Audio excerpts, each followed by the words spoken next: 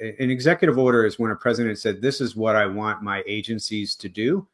And then the agencies follow on that. And the Immigration Service had issued changes to its policy manual to try and make it easier for AI workers, machine learning folks, and others in that space to make it easier for them to qualify, for example, for O1 visas, which we're going to be talking about later, in other categories. So that was all good, except the when Trump comes in, and we had I guess the one thing that's sort of like immigration lawyers are obviously not happy that Trump came in, but we were also not. It's not as shocking for us as it was 8 years ago. So we had already sort of see how the playbook works and kind of know what we were going to need to do. But we knew that he would do a lot of executive orders at the beginning. They issue these orders, and I think the hope is that they know they're going to get knocked down by the courts at the lower levels. And they're hoping that some of them will make it to the Supreme Court, and the Supreme Court will say that they are acceptable. That I think is the strategy, is, things that are really kind of shocking and appear to be unconstitutional. I think their hope is that they can make their arguments there. Yeah, so if people remember back 8 years ago, one of the first things that the president did was issue a travel ban on people coming from a half a dozen countries, and they all happen to be Muslim countries, so that's why it was called the Muslim ban. That went through a long legal battle, and eventually the Supreme Court upheld it with various conditions, and you had to go through this process, and you have to have State Department issue basically a report explaining why the country needs to have a travel ban. And so he issued an executive order on day one saying, I would like to have a report on my desk in April, which I presume this report has already landed on his desk, saying which countries should be subject to it. And the New York Times leaked something. I don't know if it's changed or not. It's been more than a month since it leaked, with a list with about 43 different countries on it. Those 43 countries are classified by color: red, orange, and yellow. And red means basically, like, right off the bat, they're going to have a ban like last time. And there looked like there were like 6 or 7 countries that were in that category. It was a little surprising, the list that they were reporting, because it included some of the countries that you would expect that were there the last time, but it also included Russia, which was a bit of a surprise because this administration is supposedly friendlier. The orange is basically a ban, but not a total ban. Like, people can come over for business purposes and things like that. Not really clear what the exceptions are going to be yet. Yellow means that they're sort of under investigation. And there's no restrictions yet, but they're sort of on notice that if they don't make certain changes. And one of the big changes they have been pushing for is requiring countries to accept their foreign nationals back when they're being deported. There are several countries still that don't like to take, after somebody's been in jail in the United States and they're being deported back to their home country, the country says, no, we're not taking them. So that seems to be one of the also the groups that are and one of the conditions probably that's going to trigger bans from those countries. And I think we already saw that from South Sudan. Yes. There actually has been a ban for just that country on just that issue.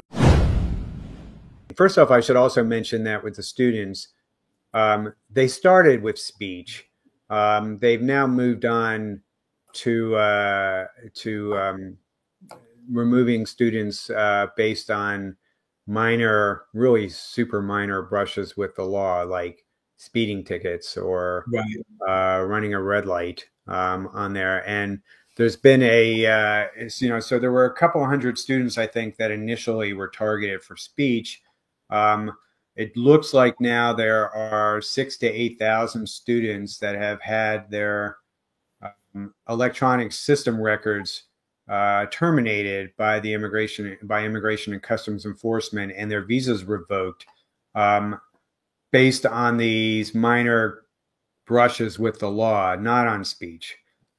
So what's really worrying is that that's a lot of people in general, but it's also having this effect of causing a lot of people to think about whether they really want to study in the United States or not, and whether their parents want to spend a lot of money and put their kids in a risky situation of studying in the United States. And we already are hearing reports for the fall of big drop-offs in applications to study at U.S. universities. Now, with that said, the U.S. university system, particularly international students, are a major driver of the skilled worker workforce that a lot of industries depend on. And so there is a lot of concern now that, and that these students are not going to be there in a couple of years for probably not just a couple of years, like starting next year, that they're not going to be filling the positions that need to be filled in Silicon Valley and in the financial sector and all these other parts of the economy that depend on these international students.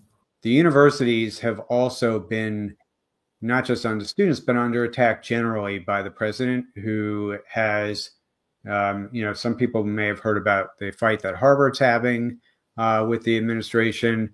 Harvard gets billions of dollars of research funds from the administration for its projects. They have been cut off for now. They're in court on there, but a lot of big universities have been cut off from their federal funding, which means that the companies that are working with them on these research projects are also impacted. So that is something that I think we're in general going to see a decline in a lot of research and development that's happening in all those spaces because of those changes that are happening at both the government level and the university level. And so far, what seems to be happening is that you are not seeing anything really at this point of any major significance on skilled worker green card categories or skilled worker non-immigrant categories. Very little at this point directly affecting. What I think the strategy is to kind of like make changes that don't, that will make it harder in those categories, but aren't a direct attack on those categories. So I think we'll probably see sort of business as usual. Like we just had the H-1B lottery that just happened in the U.S. It happens at the end of March, and that went very smoothly and no problems on there. So, we haven't seen any proposed rules yet on H-1Bs, O-1s, or any of those categories. But as I said, extreme vetting, slower processing at consulates, more, all that kind of stuff has an impact on those categories, but not a direct assault on any of those categories like we saw in the first administration. I would just have a few tips that I would mention.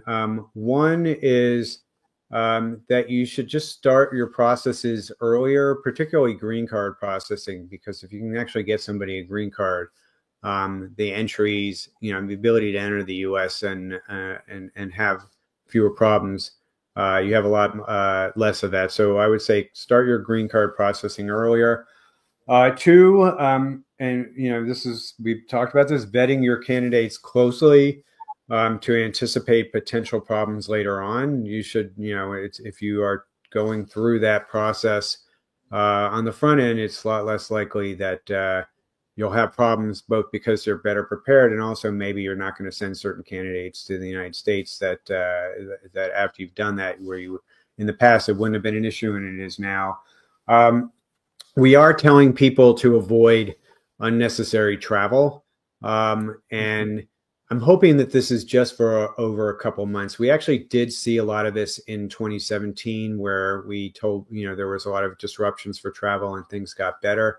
But right now we're just telling people it's like avoid encounters, avoid the necessity to go to a consulate, avoid encounters at the port, over document, have, everything, have your folks with all their documents at consulates and at ports of entry so questions can be answered.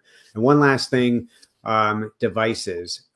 You don't have the traditional constitutional protections on search when you are entering at a port of entry, which means even U.S. citizens can have their phones searched, their laptops searched, and that's something as well. There are a lot of materials that are out there on what are best practices for advising folks about that, but be aware for your folks that they could have their devices searched. And that could be on entry in the US. They could just have their phones taken. Wow. Yeah.